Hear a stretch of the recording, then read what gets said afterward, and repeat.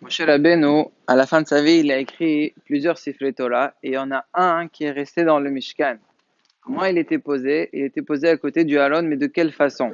Alors c'est une mahloket entre Rashi et Rabbeinu Tam, comment il était posé. Selon Rashi, le Sefer Torah, il était debout. Selon Rabbeinu Tam, le Sefer Torah, il était mushkav, il était allongé. Quand vous voyez les Sifrei Torah, les Ashkenazim, lorsqu'on les utilise sur la Teva, ils sont allongés. Pour Rabbeinu Tam, il était comme ça, posé dans le Mishkan. Maïn Aframina, Aframina, l'Arnian la mezouza. Comment on pose la mezouza? Si dans le Sefer Torah, dans le Mishkan, il était debout, donc nous aussi, la mezouza, il faut la mettre debout.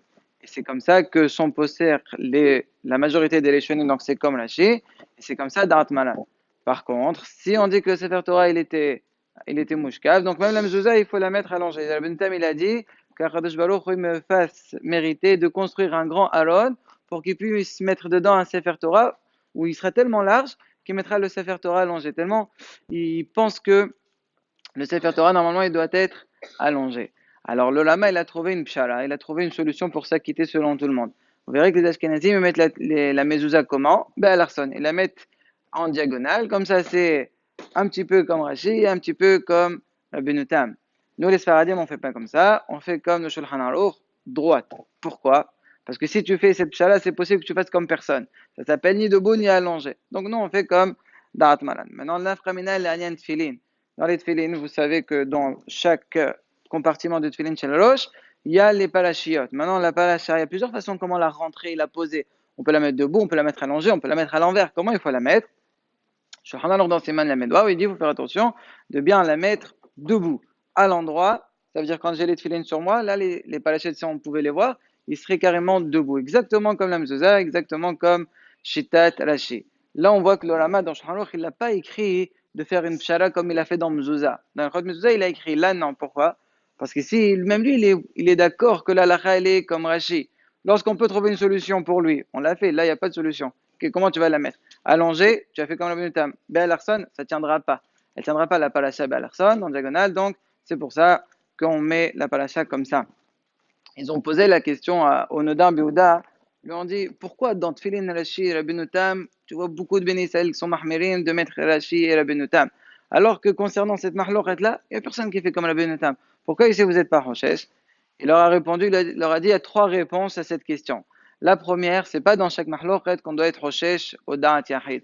Il y a des klalim, le Rov, Gamarno, on suit comme le Rov.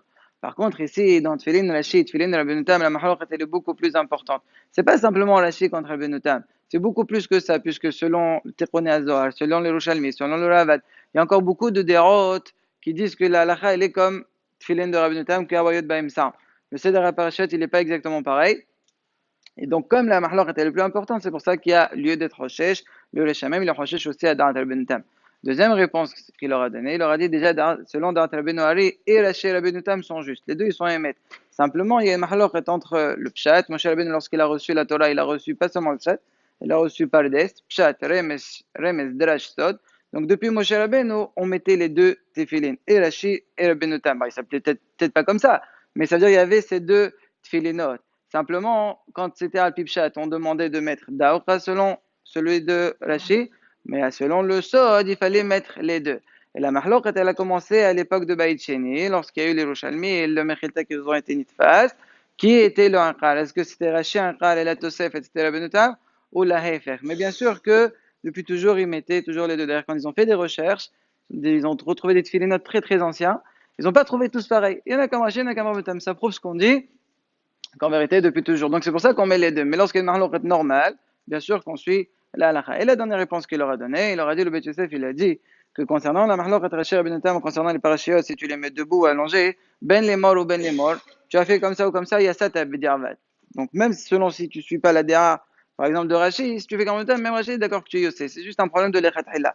Lorsque c'est un problème de l'Echat Hila, on ne va pas dire à tout le monde, allez, acheter encore une autre paire de tefillin, ou cette fois les parashiot seront mouchkavot, comme ça vous vous acquittez selon tout le monde. Donc là, la elle est qu'il faut les mettre à l'endroit. Si quelqu'un l'a mis bien à l'enjeu, c'est quand même caché. Mais à l'envers, c'est très grave. Ça nous, ça arrive dans Shulchan Aruch, où là, c'est carrément pas saoul. Donc, faire attention que le sofer, quand il met les tefillin, il dit pas je suis pressé, qu'il fasse attention et qu'il les mette comme il faut.